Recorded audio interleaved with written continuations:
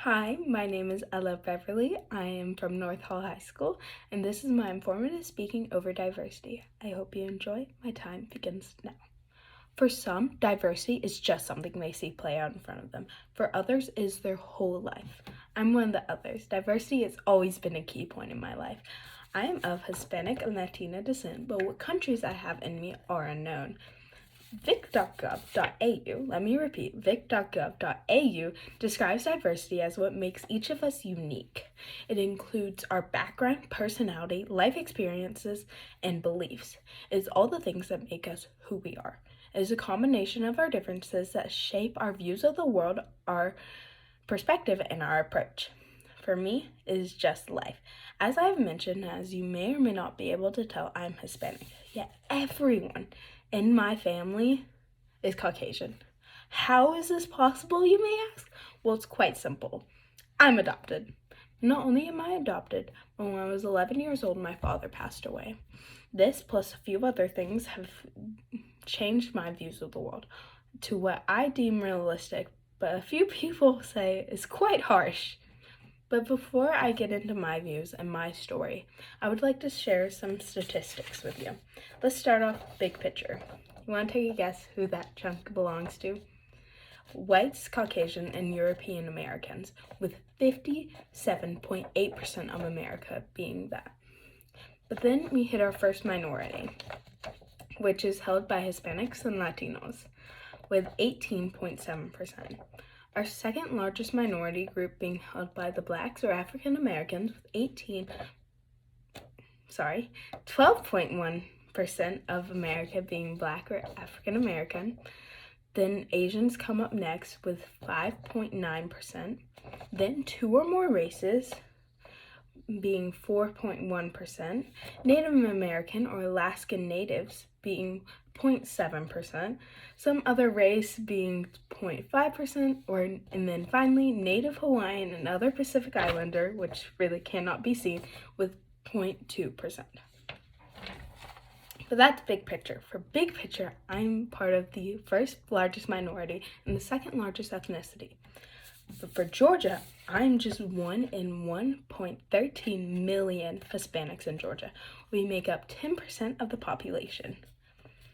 And to be more specific, with our subpopulations, 57% of Georgia's Hispanics are Mexican, 10% is Puerto Rican, 8% is South American, 6% is Guatemalan, and 5% is El Salvadorian, and that creates our top 5.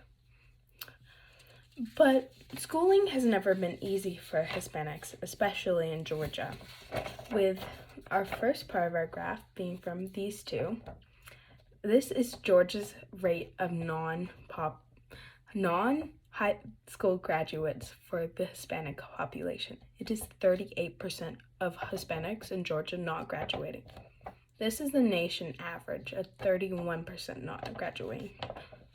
That looks bad enough, but if we look on the subgroups that did not graduate, this is Guatemalans, with a whopping 69% of Guatemalans not graduating. This is Puerto Ricans with 11%, and this is South Americans with 10%. It is insane to see the changes and the differences. But not only that, but those who do graduate very seldom go and pursue a higher level of education. But those who do, there's 26% of Latinas that go to get an associate's degree or higher, while there's only 20% of Latinos that do so. To put it into better words, us females are 6% more likely to go get a bachelor's degree, an associate's degree, or even more.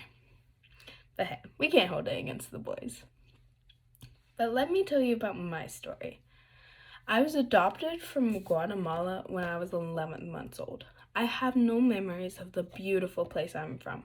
I just have pictures like this. But I still have such a great appreciation and gratitude for my family there and the country itself. Like I said, everyone in my family is Caucasian, so we have this beautiful picture of diversity: a fair-skinned mother, a fair-skinned father, and their very happy olive child. But not only is my family a beautiful picture of diversity, so is my friend group. There I am right there. I've been friends with some of these girls as far back as kindergarten. But school was never easy for me. As far back as kindergarten, I'm 5 in this photo, I have been made sure to feel alienated just because I look different. Who knew that 5-year-olds could be so harsh? There was only one other Hispanic in my grade with me, and me and him really went through it as little kids. It was not till 3rd grade that we added in more Hispanics into the mix. At that point, we added in 30. And it was great until everyone decided that we were all siblings. And that would have been fine, I guess, if I hadn't already been through so much with my elementary school being hard to me just because I looked different. And about a year later, they decided, everyone that looks alike should be together as siblings or as a couple. We were 9. Who could think that 9-year-olds could put stereotypical couples on each other? Well, what can I say? We were just kids. We didn't know any better. We were just mimicking the acts of our parents, I guess. But it wasn't until 7th grade that we added another Hispanic into my close friend group. But at that point, we added in this feisty little Hispanic girl who's originally from Mexico into my friend group. And she's one of my best friends now. But that's just one friend group. A whole new friend group was recently created for my homecoming. There I am. And there are my 2 little brothers. I met them the day of homecoming. Some real close little brothers I have there. But just because people noticed that all 3 of us were Hispanic, we were automatically deemed siblings again. But this time, it wasn't by a little 8-year-old. It was by 16-year-olds. These people are old enough to drive, yet they still stereotype us as siblings just because we look alike. Some people, they just can't learn. But on to the thing that changed my life forever. When I was 11 years old, the morning of September 2nd, 2017, my mother called me into her room. She broke the news to me that night before, my father had passed away. I felt my whole world freeze, my heart shatter, in an eerie silence. I didn't eat much for the rest of that week, yet I still tried to go to school. And kids, they talked. Now, was all of it bad? No, of course not, but some of it was, and I was heartbroken and just a kid who didn't understand what was going on. But then a hurricane happened. We got a week-long break that I didn't know I needed, or maybe I just didn't want to admit I needed. But nevertheless, as looking back on memories of me and my dad, while it still hurts sometimes, I cherish these memories more than some people would cherish gold. And that's okay, because we got back to a sense of normalcy. Now, nothing will ever be the exact same again, but you go back to a sense of normal. And the way you do that is coping mechanisms. Coping mechanisms is just one of those things that make us so diverse yet again. And nothing was more obvious than the diversity of coping mechanisms than the difference between me and my mom. This is me a few months later after my dad's passing with my mom in New York. I didn't want to be there. I had fun, but I still wasn't over the fact that my father had passed away. And that's the difference of the way me and my mom coped. My mom didn't want to do her job, but she wanted to do fun things, and she relied heavily on those like family and friends. I just shut down. I closed everyone off, and I was angry and confused. I was young. I can't say much. But nevertheless, we got back to a sense of normal.